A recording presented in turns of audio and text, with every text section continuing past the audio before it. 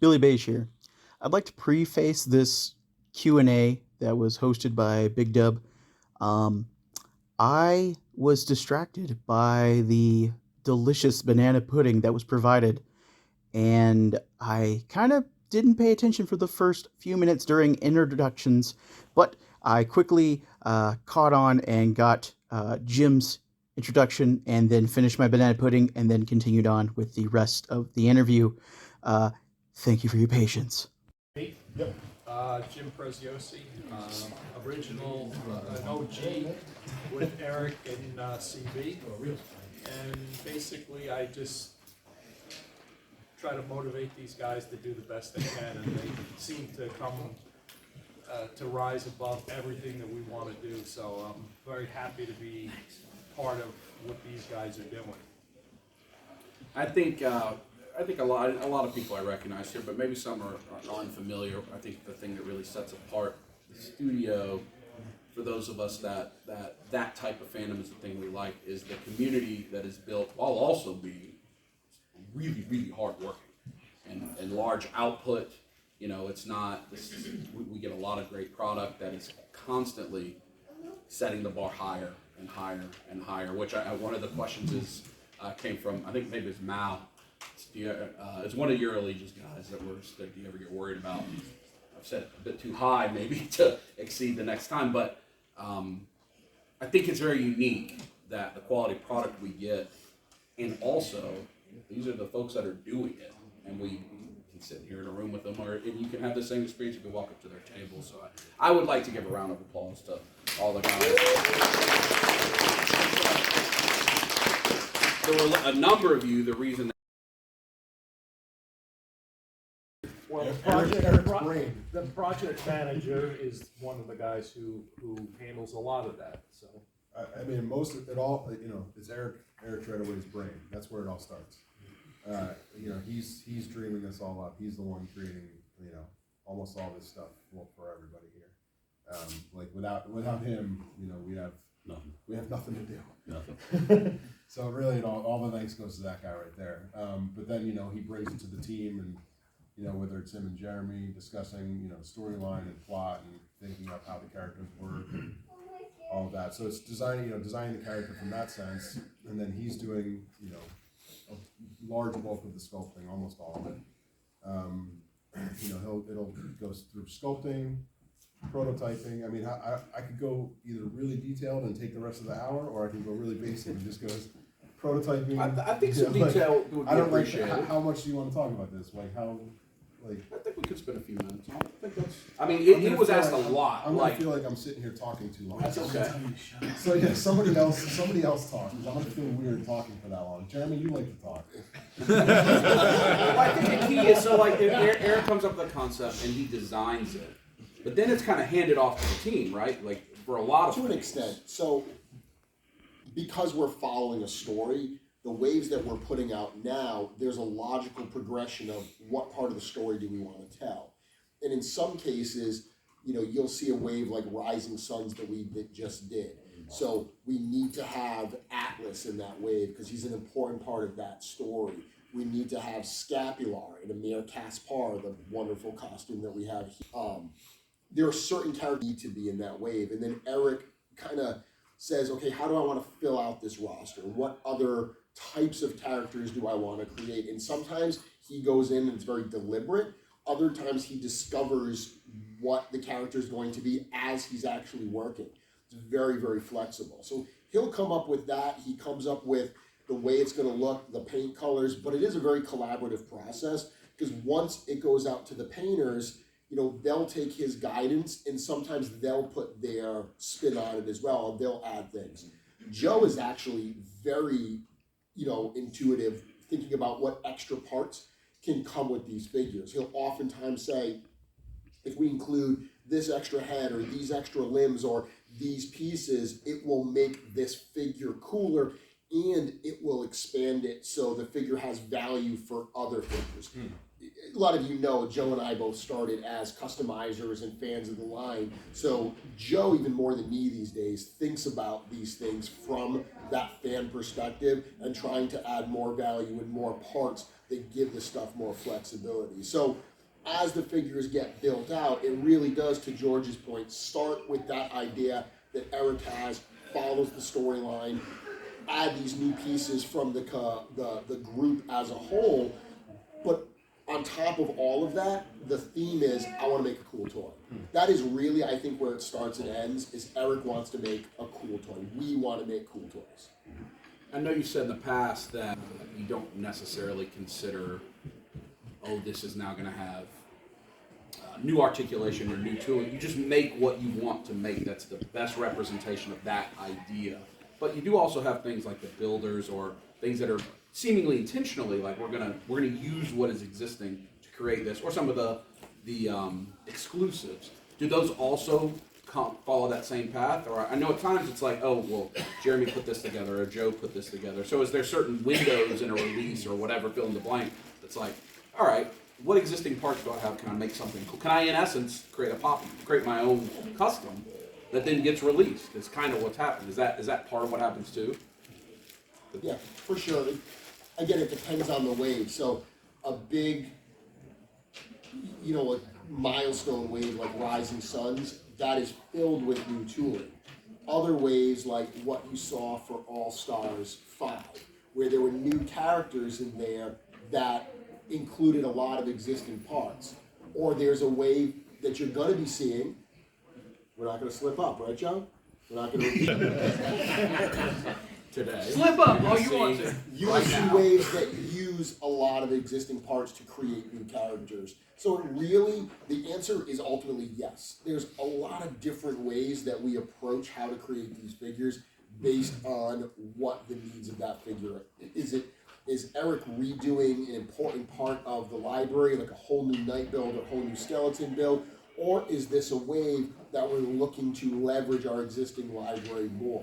And again, Joe, you do a lot of that where you identify parts where you say, hey, instead of this, let's use this because this isn't out as much, and I think that our fan base would enjoy getting more of these particular pieces of armor or weapons or heads or whatever in the market. Right. I mean, it's something that's always been taken under consideration is having multiple looks per character.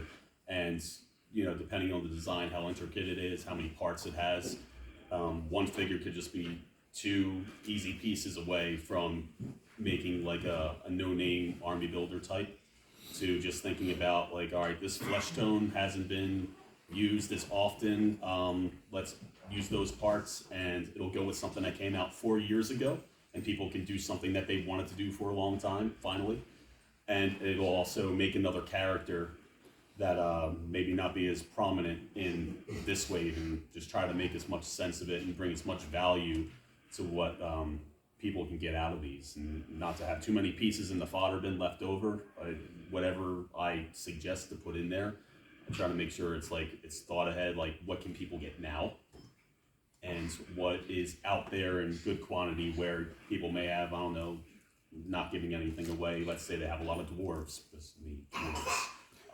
What parts would go well with a very common figure that will just help to elevate it a little bit more, whether it's an additional weapon or armor piece, or just selecting a color that goes with something else. It can make all the difference. So that's the kind of stuff that we just think about when it goes into design, really just customizing a little bit ahead of time for people who aren't comfortable painting or don't want to learn or think they can't do it because they haven't tried yet. A lot of you can, you just don't know it, honestly. But yeah, just all that type of thought goes into these outside of just the initial design of the cabin. But I'd like to just go back for a second. Something that you brought up wasn't properly answered, and that is, are we concerned that as we elevate our figures from with adding soft goods and all this other stuff, we concerned that we can't top ourselves? And being all the years I've been in the toy industry, we've many years working for Mattel. If you ask me about those type of properties, I would say yes, because you're repeating what's already been done, and you don't necessarily have as receptive audience to new stuff. Whenever we did Master of the Universe, like, you would always want to try to make it like for a new audience and stuff, but the old audience was always, that's not the way it's supposed to be, and they were always arguing about, and Mattel and that property never could get back off the ground again. So when we're doing this stuff original, sky's the limit. We can, so there's never a concern of, do we have anything good left or anything like that? Absolutely, because it's all newly created. So these new figures that come out, it's not everyone may hit you like where you want to be is like, oh my God, but over the year or whatever, there's going to be a few that if you're into this stuff, you're going to be like, oh, I can't wait to get this one. So yeah, I mean, obviously there's a tremendous amount of pressure for us to do the stuff that people want, but we have this unique situation that I don't think anybody else has, that we have you guys that are in the cabal and going to shows like this and talking to, you know, anybody that's behind the table, and that all gets reported back, and we talk about that kind of thing. You know, from a business standpoint, do you want a bunch of people that work for you talking all the time? No, but you know what? They're always talking about the stuff. They're always talking about, if we add this more, let me call Jeremy and see if he's up cool with that. It's a great environment, and you know, I'm just blessed to be part of it. I really am, and I'm really happy to be down here to enjoy it with you guys. We are so happy that the second year you've been in Atlanta here. It's great for us, and I would say, for those of you that aren't aware, intern lottery is open actively right now. So if you would like to have an opportunity, it is a drawing, and there's other things you can find. We can get you that information. Anybody will help you. You get to go learn what it's like there. And Jim walks you around, and you sit there and you watch Eric sculpt live in front. It's amazing, and you really get to feel the environment that we feel right out there is felt in there too. It's not. When I went for my first time in November, and I fully expected it to be like, where am I at my work, or it's because it's work. You know, we got to turn a profit, and it's like, you know, this feels like a family too, and you can tell by the way your employees are that it's passionate, and that's. Yep. You It's can see reflective. me sit at my desk live. It's exhilarating. I promise y'all. Kind of like this. If people in the room have a question, let's line up beside Cullen, if you have one. That way I can, because it would be impossible for me to call. Hey, yeah, Cullen right here. Maybe Colin, raise your hands. And we'll keep talking, but you can ask anything you want to ask. I can't promise you that somebody will answer. And if they don't answer, I'll try. You can't trust it. So I think one thing that's interesting, maybe George, this is your set. So let's say we get an idea, we get it sculpted, and Sherry or Cameron or Joe, whomever, paint it.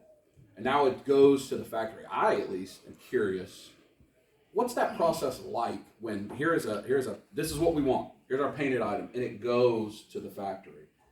What's the type of detail that's given? Like, it's this color red and this color blue, or do they just figure it out? No, I mean, the reason you do the paint mask that they can match the color exactly. We don't need to be calling out Pantones or anything like that, because we're going to send them the physical piece, and they're going to take it and they're going to match it exactly what we have. And I actually get surprised sometimes when we send this stuff over how close and exact it comes back. Like, if you send over something with a paint smudge on it, they're going to send it back with a paint smudge. Like,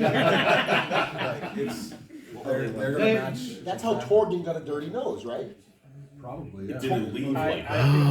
Torgen, if everyone's ever wondered why does Torgen have like dirt on his nose, it's because I was told the paint master was I'm dirty. pretty sure, yeah, And they that sounds painted it. right. They match what you said. So it's got to be perfect when it leaves the house. And you guys have strong factory relationships, I'm sure, because that's like anything else. You want to make sure you've got the right folks. You gotta think about like CJ's soft goods, and you just like, okay, here's this thing that's created that they've handmade. And it just, in my mind, I'm like, oh, and it just gets shipped to China. And they're like, okay, I can make that. It's remarkable. It really that's, is remarkable. that's what they're Yeah. is making anything you send them. I worked with a company doing some soft toy designs before, Yeah. and it was for NASCAR beanie bags. And the guy that I was working for made the mistake of taking one of the proofs that he had gotten back to get Mark Martin, and Mark Martin signed it across the head. Well, that was the master he was supposed to send back. So he sent it back, and when he got the next production proof, it had an autograph. Yeah, they will take everything, absolutely literally. And That's 100% true. There's time. I mean, I think didn't we get something with So- Chris's signature on the back? So All Stars 6, we're doing Azar again. We took one from our inventory because we still have like a couple of each of just about every figure that's been made. And he wrote on the back like some, I think it might have said OG, like original. And we sent that one to the factory just to make sure like, hey, this is what you're going off of. And they sent back the paint sample, and it had, as he had written in Sharpie on the back, OG. Or something to that effect. They were like, why did they send this back to us? It's the same one. And we're looking at it, and I'm like, oh, I did a test to see if it's a Sharpie or not. I'm like, oh no, they did that. So it's like, we need to be very careful. So before we send stuff out, we get a good look at it. Sometimes it needs a little touch up if it's been to shows, that sort of thing. Trevor does awesome work, but because these things are very fragile, every now and then a scrape may happen or so. So when they come back, we give it another inspection before we send it out to try to avoid that sort of situation, because it just, every little thing that needs to get changed kind of sets us back a little, and they try to get every little bit of it. That's so interesting. It's such a talent. George, I think it's also worth mentioning that we now pay 2 of everything. Yes. Yeah. So when we send a master to the factory, when they send us back that paint master, we have something that was painted exactly at the same time as the one we sent them to match it against. To the point that if you came by our table over there, and I'm sure y'all did, the retailer wave that's in the case, those are factory paint masters. So we had sent those to them, and that shows how far along that wave is, but that's the type of stuff that they send back to us. And as far as the manufacturing stuff goes, you guys are probably gonna see some cool videos coming in May and after that, because in a couple of weeks, George, Chris, and I are heading over to China to visit the factories, try to, up the schedule to make sure that, some things happen this year that we want to happen this year.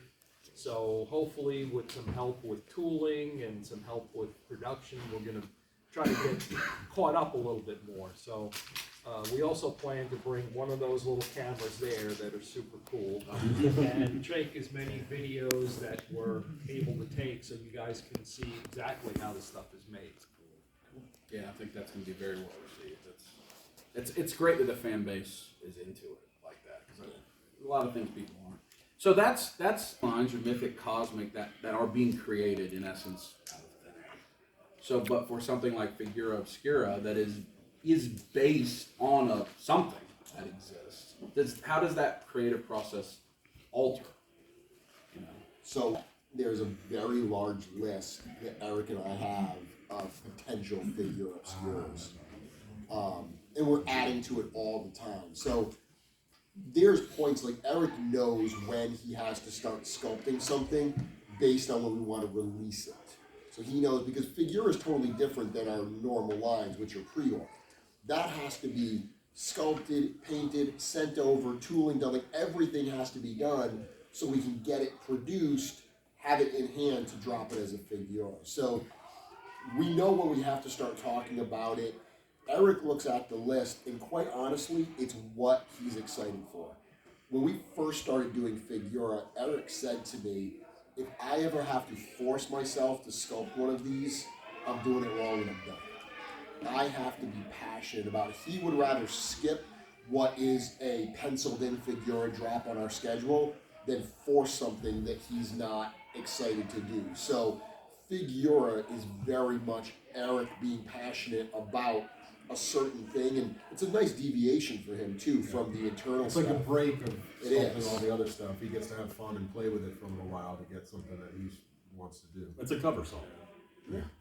Yeah, he gets Well, to put his own spin on something that exists. It's a cover. Well, as an artist, one of the scariest things is a blank canvas, right? When you have no constraints, it's like, okay, I can go anywhere, so sometimes it's hard to figure out where you're going to go. When he's doing a Figura, he has constraints, because if he's going to do Headless Horseman, there are other interpretations about Headless Horseman. How do I borrow from those, but still make it uniquely for Horseman Studios? I almost used that analogy earlier. When you were talking about the freedoms you have because you are creating from nothing, it also gives me such an appreciation for the work even more, because so tonight I'm going to sing. And I'm going to sing Journey Don't Stop Believing. And it'll be terrible, but it'll be fun. But if they just said, just make a song and sing it, you'd be like, oh, wait a second. That's a completely different skill set than can you cover song something. And then maybe you have the talent to do it, maybe you don't.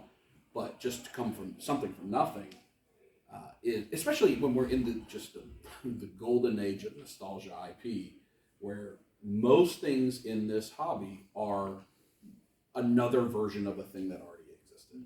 I think it's so unique and appreciated. But one thing that I'm not sure that a lot of people know is the studio does still work on other projects outside of these three lines. And sometimes I'm surprised if you look closely at your credits, you're like, oh, Successful Horseman Studios, contributed to fill in the blank thing. I'm not sure that that's always as disclosed. So I don't want to mention anything. But how does that process work too, where you're contacted to work with something else like you have for so many years? It's interesting. That's more of a, at this point, we're lucky enough, it's more of like, do we know those guys, or what are they trying to do? Like, I know we've done some stuff for, it's the Animal Warriors we did, or who's the Plunderlings. Plunderlings we did stuff for. It's just people that we know that are doing Kickstarters or doing their projects. We did a ton of stuff for Super 7, all those companies, and it's just more of, to be out there and to have our stuff. Some people come and like, this is exactly what I want. Just reproduce exactly what you see there and I'm happy. And some are like, try to, put your own spin on it. And if it works for us and it works for them, we do it. So we're lucky when it comes to that outside stuff. And, we're very proud of the stuff we do for the other outside people. We want to make them happy. They have some kind of goals as far as, like I said, a Kickstarter or just wanting us involved, and we're more than happy to do it. Jeremy and Joe were at my house, and Joe and I were walking around. I was showing him my display, and he item. He said, "I painted that," and I was like, "It's an item I already love, and it makes it even more appreciated." And it's like you just don't even realize. And then as I have learned, because CB put out that list last year, the year before, that was here's all the things which is an exhaustive list. And you go, oh, that's just my house. My house has been designed by the studio at this point. But it really is cool. I would encourage you all to look into some of like your favorite toys over the years, over the last 25 years, right? 20, and look at how many things that members of this team over the years have had a part in. Yeah. I think it's really cool. I need to shout out Bill Mancuso and Sherry Cook. The work that they've done, like finding out that they've worked on things that like my mom and dad were buying for me as a kid, that they've been in the game for so long with outside of the Horsemen, it's just incredible. I walked around with toys at toy shows with Bill, and I would see something and be like, oh, I used to have this, I love it. He goes, yeah, I made that. I'm like, no, you're joking. And he goes, no, really? I'm like, all right, prove it. And he goes, all right, look on the back of it, like the left side's higher than the right. And I'm like, what? Like, you're kidding. And it just happens consistently. So it's like being part of the legacy of the work that people in the studio have done over the years it's a trip. I've walked around with Bill. I've walked around with Bill at shows, and it doesn't come across like egotistical, like, No, not at all. I did that.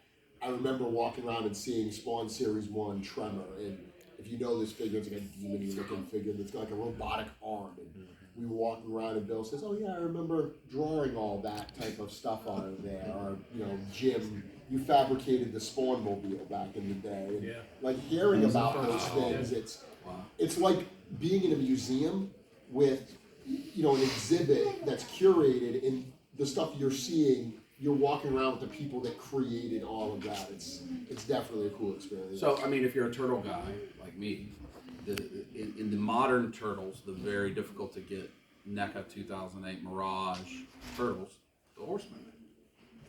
Yeah, and that was the last night was it blew my mind. We were in somebody's room upstairs, and they had loose ones, broken, $850.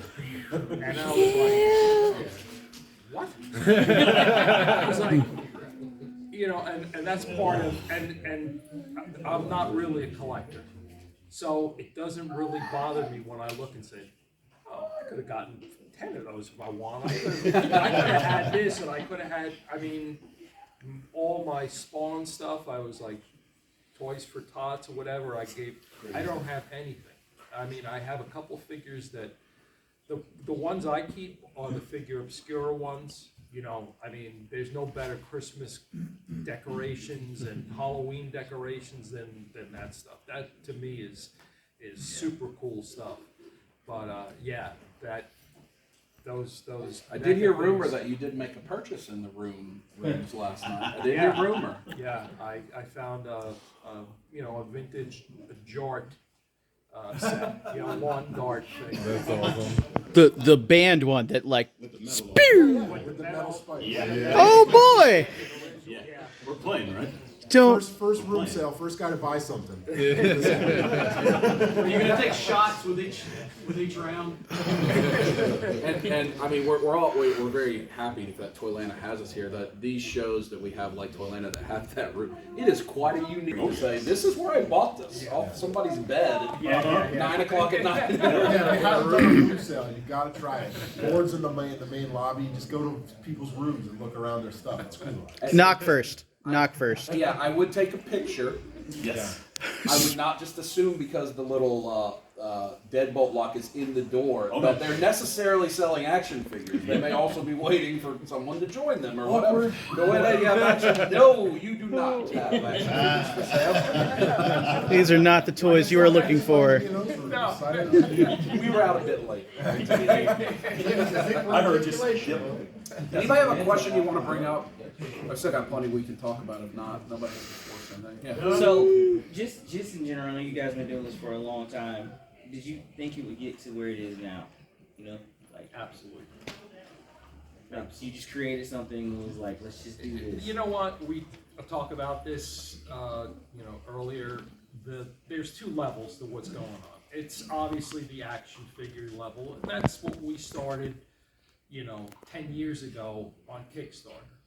There was nothing more than that, and then the banter back and forth with the chat of the Kickstarter. It's not until Walter started his Facebook page and continues it now, the Cabal. And it created this environment. I don't know if it was during the pandemic and people were reconnecting with certain things. I'm not sure, but it just started this group that has grown. And now people that are buying our stuff, I just get blown away because I go to the post office with stuff because the mailman don't pick our stuff up all the time. So I throw it in the back of my truck, I bring it, and I look at the names and stuff, and I'm like, I used to know everybody's name on the thing. We knew certain customers, they were a little bit picky about what they wanted, and we kind of knew everybody. But now I'm looking at all the names and all the addresses, and I'm like, God damn, it's very surreal to me. We still know all the picky names. So.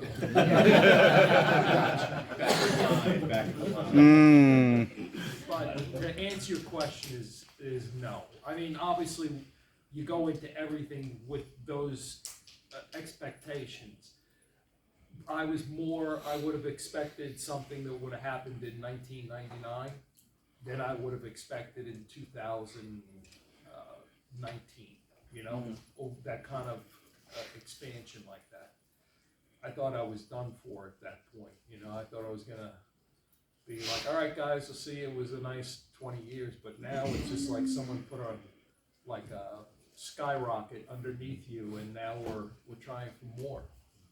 And now it's more like the younger guys that are working, you know, that have been brought up. That's going to be their legacy, is to see where we can bring this in the future. I'll add something to that real quick. So I was talking to Tommy this morning, actually. It was about like last year's G-Con and the reaction that the bear got when it got brought out, how impressive that was. And I mentioned on that note is, did you ever expect this? One of the things I love about working with Eric is he'll put out stuff that we are like, this is so cool. And when the crowd reacts to it, when the community loves it, he's genuinely surprised. Yeah. Like everything he puts out there, he's like the definitive artist that's putting something out there, hoping that people are going to love it. Incredibly happy when they do, but also surprised when they do. He's a very humble type of creator, and that permeates the rest of the company. Yeah.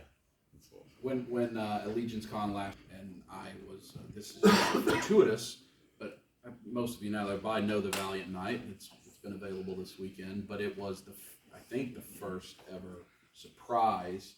Here it is on the table. You can buy it, drop, and I just happened to be standing in a corner, because what I like to do when I'm covering something at the Horsemen round is I like to see the table start, because I think it's interesting to see all the people in the line and how excited everybody is, and it's so full of joy. And I'm just standing here, and I see that figure sitting there, and I'm like, I don't know what that is.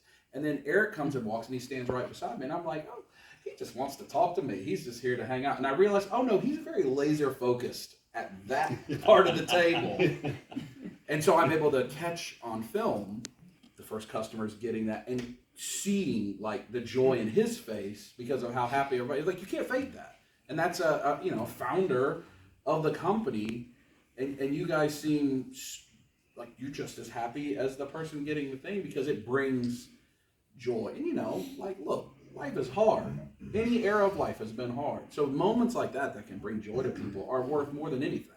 And I loved, it was such a fun moment to see, because you're like, you would think by now it'd be you guys to rest on your laurels. Hey, we got a great fan base, and we'll put it out and they'll like it. And we know they'll like it. But it never feels like that. It just never feels like that. It's like, we got to put out the best thing we can, and we want the people to like it. We want it to matter. And I don't think you can fake that. I just don't think you can. Not in consumerism. You can't fake it. It's got to be genuine. It's very good. Well, not to take anything away from any of it, we have to like it too. Yeah. Because we all collect the line too. So like we want really cool stuff too. That's what makes it awesome though, because y'all are collectors. Yeah. Yep. And just to give you a little insight on how I roll, when after all that was, I was like, what was that interest in what that Silver Knight for? I was just wondering, do you guys like start with concept art, or do you just go straight into sculpting? Eric goes straight into sculpting. It's also Ted Lasso asking. It's very.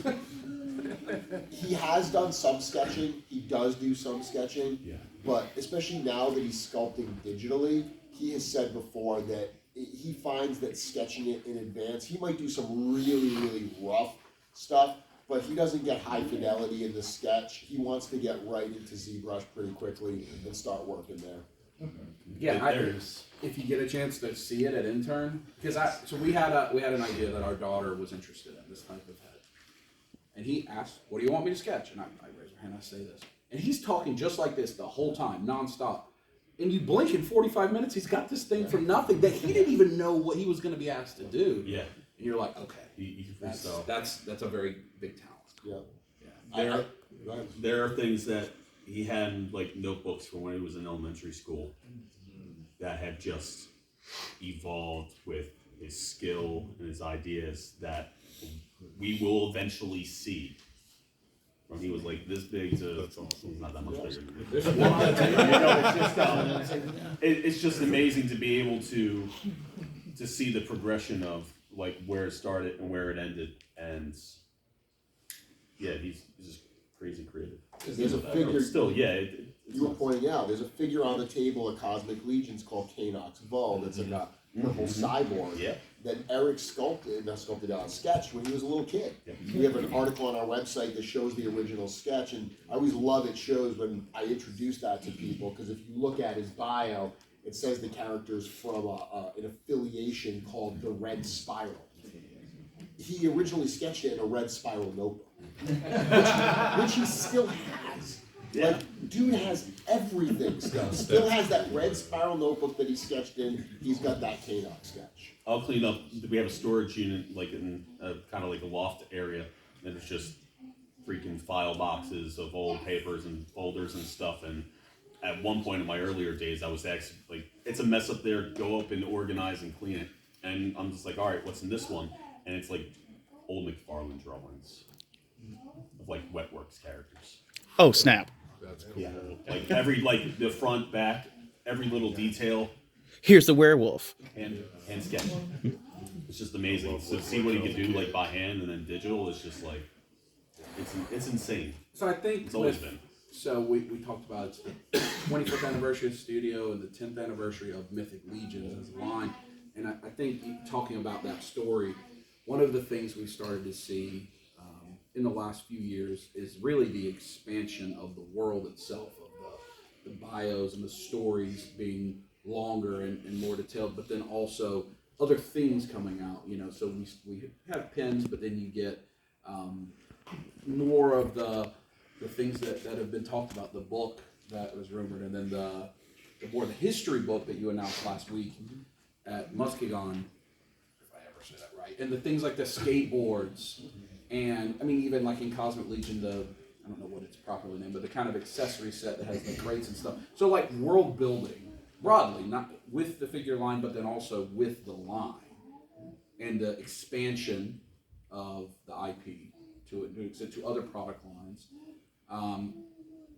Is that, I know you have the two books you talked about, is that the desire of the studio, is to stretch into those kinds of avenues outside of just action figures? You're asking when's the coming? Yeah. We're working. Yeah. It's a sleep set. Makes you think it's not. Because I think it's interesting that there's some things like the T-shirts that are with a part.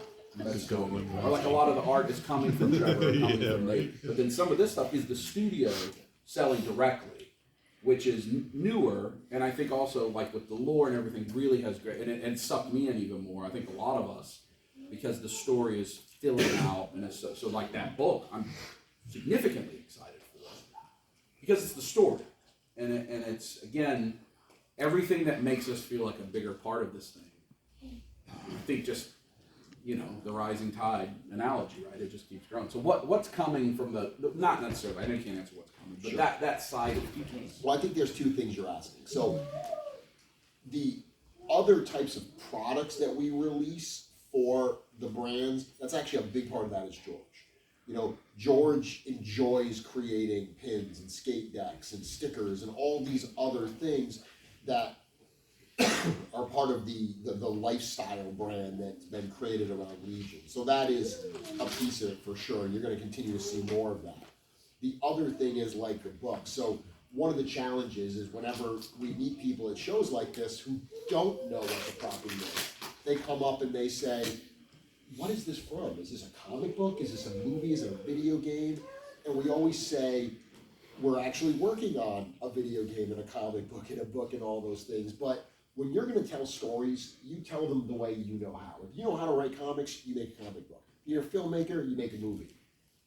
They're toy guys.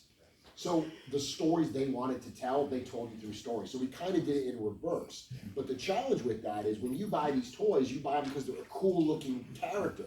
But you may not know the depth of the story in that character and how they play in the world. So I'm super excited to get like that lore book out there so you can start to actually read how these characters interact, who's important, and really what the story of Mythic Legions and Cosmic Legions looks like. Yeah, I think so with the evolution of the brand, I'm one of them, and I know a number of my friends, when the first Horsemen came out. It's like, oh, cool, the Four Horsemen are doing the Four Horsemen, not the Rise of the Dark Four. That's this story. It was just like, oh, that's cool. They're just kind of making pestilence, and but it has an actual very important plot element. You know, so if the right opportunity presented itself for expansion, fill in the blank. I think when you were on with someone, maybe it was me. You mentioned that like a cosmic comic book or a graphic novel could be a thing that could exist. You know, if the right area, just wave the magic wand, and Disney says, hey, we're ready for the Disney Plus Mythic Legions, which is not realistic, right? Because it's their own IP, but would conversations be had, I guess? Or is it more, no, we really want to stay in this lane purely? There's always a time for a conversation. You know, I mean, the directive now is, as far as going back to the lifestyle brand and all that stuff, we want to try everything. You know, we want to try, like we've done with the skateboards, and we may not continue to do them in-house if they're popular and someone comes up and says, listen, you know, I'd love to license these and do it, and we may go on and move on to that. But we want to try as many things as we can to, you know, have you guys, you know, if you enjoy Mythic Legions and you want to have a mouse pad, we want to sell you a mouse pad because it's just part of the whole package. You know, I think that, of course, if it's something that you would say, is that really in the... We want to try to kind of, at the studio, we want to continue more with the the stuff that we do well. The figures and all that kind of stuff. So if it's more of a figural thing, we'll probably want to do it ourselves. But if it's something a little bit more on the fringe, that our talents really don't match up with that, then we'll look for a partner that'll help us get that out, you know? So hopefully in the next few years, there's going to be a ton of different things, you know, that are just fun, you know? And I think you're also seeing more of it now because, I mean, just a few years ago, there was only, you know, 6 people working there. They were at their limit of what they could do, but they've gone to a point where they've hired us all on, and, you know, when you bring in more people, there's a little bit more opportunity to try other new things and a little more time that we have to, like, you know, try other things like the pins and the thing. I mean, I tried pins for them years ago. PowerCon and Scapular pin came out, and you guys just weren't collecting pins yet. You know, like it sat. And then we brought Scapular back out from a box that Joe found when he was cleaning an office. And I was like, wait, you still have those pins? And he's like, yeah. And there was almost the whole run was still there. And we put him out, and you guys were like, oh, pins! And so it was a timing. It was a complete timing thing. Like it's different You should have just hit them and had them like filtered them out on eBay. I mean, Shh, don't say that. I'll let you guys. You guys do the eBay part. The goodwill would go away. I mean, I think that's one of the things that I know very specifically with a very popular item that has recently released from a company that one of the distributors has done a thing like that because its aftermarket went really high, really fast, and chose not to fulfill some pre-orders to sell it for more. And gonna burn. Like that customer never comes back. Yeah. They don't ever come back. And that's it's not your We're not interested in that. We don't want to make an extra $10 on a thing when it's like, no, we're selling it for what we sell it for. It doesn't matter. One thing I did want to just add to what was being said about having the conversation. You know, to Jim's point, there's always time to have the conversation.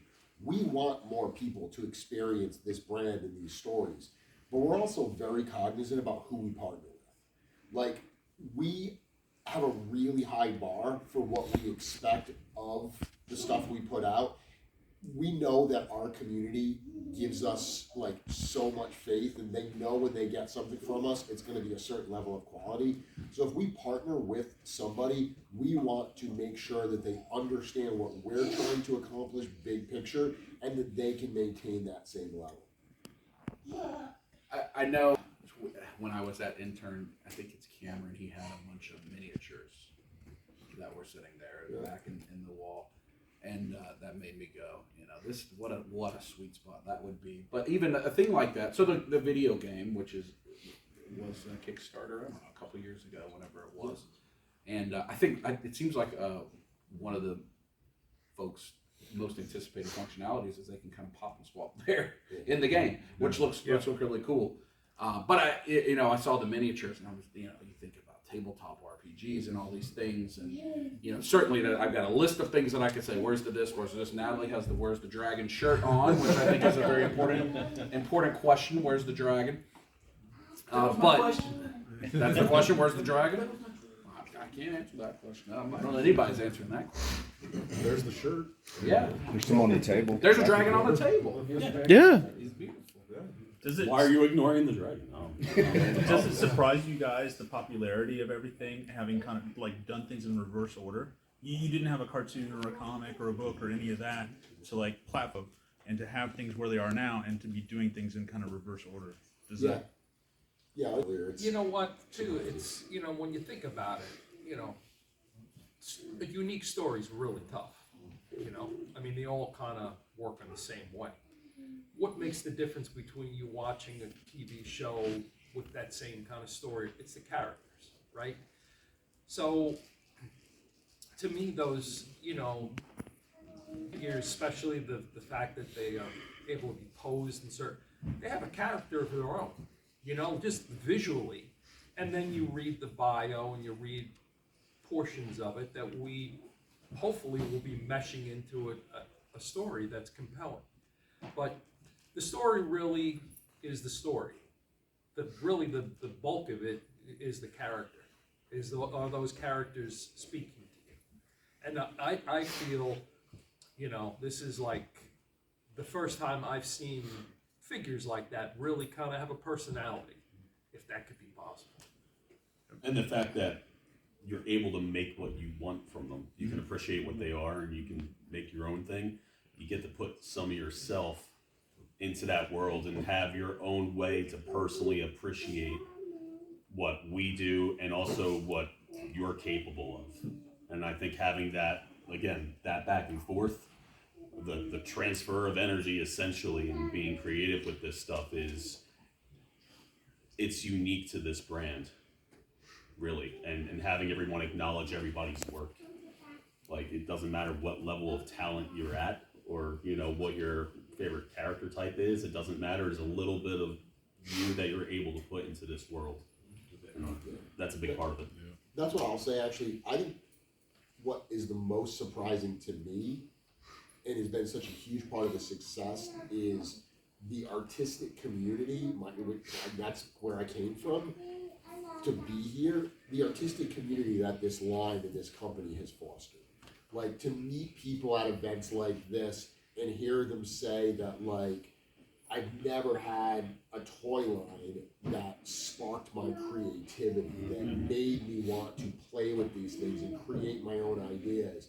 It's given me a kind of artistic enrichment that I've never had until now. And that is incredibly fulfilling. I think I have, I spent I played football and sports, and it's been a number of my life as a coach. And you get a coaching tree, right, in coaches, where it's like, this coach had these folks that work for them, and then they became coaches here. I think it's fascinating that if you really looked at you three guys, the tree of people that have been inspired, because a lot of the customizers that all of us would buy stuff from also now are getting work in the toy industry and are designing toy, and a lot of them did just that, like you two, came from, and it's almost like the Horsemen have this tree of people that have been inspired by what you've created, and are now going and creating their own things somewhere else. I think that's really fascinating. I like that. I think it's really fascinating. I really think you could probably look at, like, Eric, for instance, who, like, he had stuff at Toy Fair, just like you guys at Toy Fair. Eric Miller, and I'm like, how cool is that? Which is kind of a branch of the inspiration that however many years ago you decided you were going to share with the world. I think it's a good honor, I would say. Yeah. Oh, yeah. Even Jason from Animal Wars of the Kingdom, Sparrow, he's never worked officially with the studio. He'll tell us stories that he wanted to create his own toys, and it was a conversation with Cornboy, where Cornboy basically was like, if you want to make toys, make toys. And it got him to get off his ass and to make it happen. That's and awesome. he's got a booth in there right now with a whole bunch of monkeys. And just to add to that a little bit more, it's the uniqueness of the Four Horsemen, the company, the brand. You guys, you do the 3 C's right. You have where you communicate, you have a great community, and you have the best customer service. Just saying. Tooting it. In the words of Corn Boy, we try not to suck. Just be glad I'm not customer service and you got to. Well, I'm sure if you were customer service, I'd get help, but you'd be like, you did it again. No, I have to Did you do it again? video repairing that every freaking day. Just put it on a shelf. Yeah, no, just be glad Diego's customer service. We are very thankful for all that Diego does in every aspect of the customer service, of the shipping. Like, there's a lot of coordination, there's a lot of little moving parts that he needs to have figured out before anything makes it out the door, before anything goes up for sale. It's things that people don't even think about. The details are insane, and he holds it down.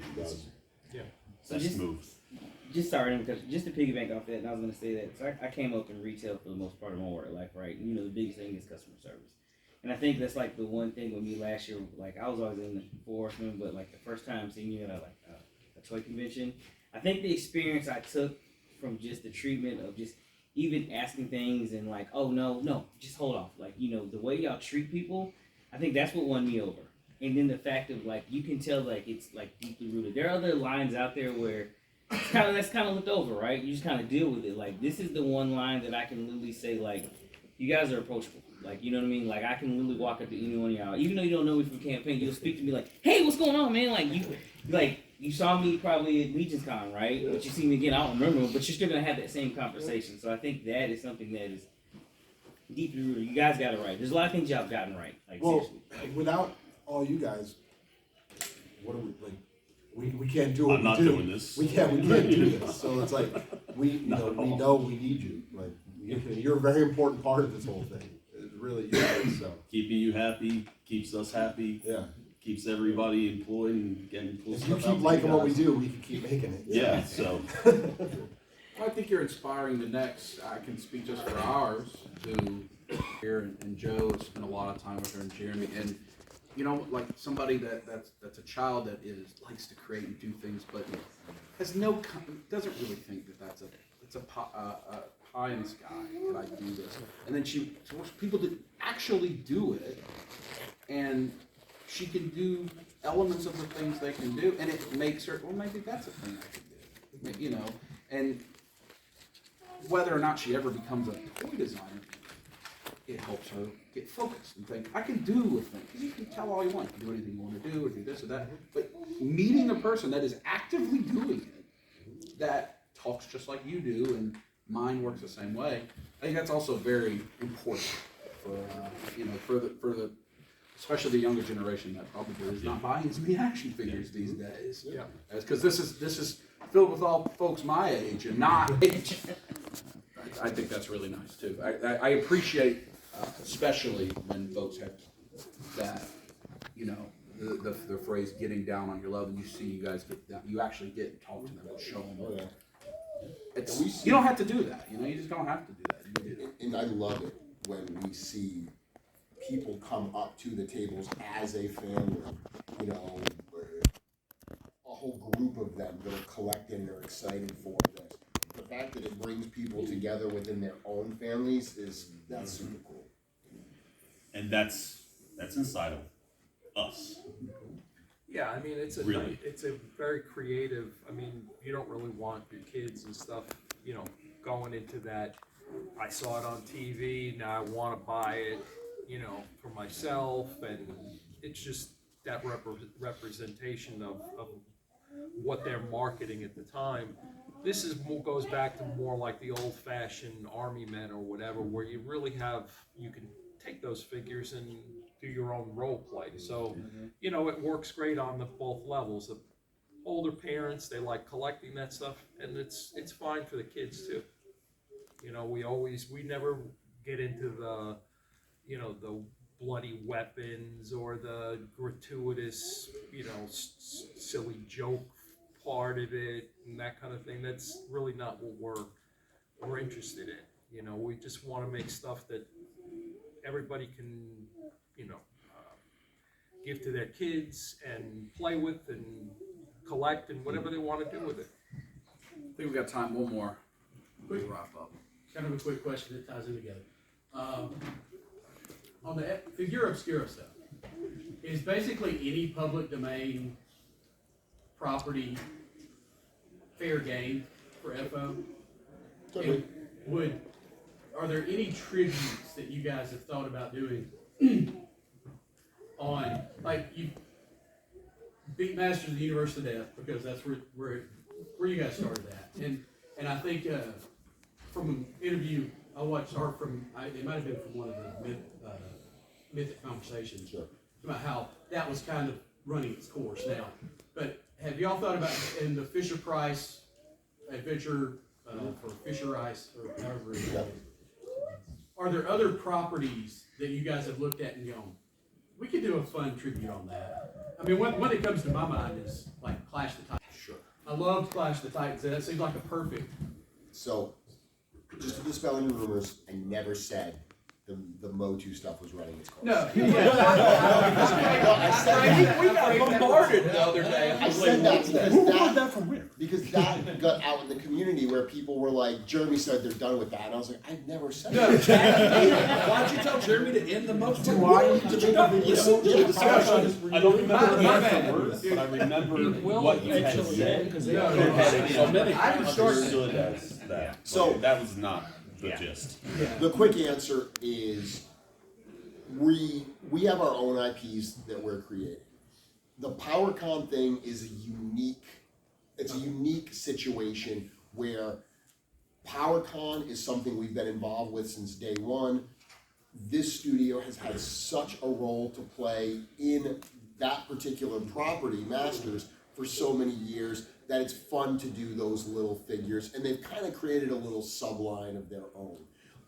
I've long said that I have a love-hate relationship with those, because when I meet people and they say, oh, Mythic Legions, you do all those Masters tributes, and I'm like, we do 50 figures a year.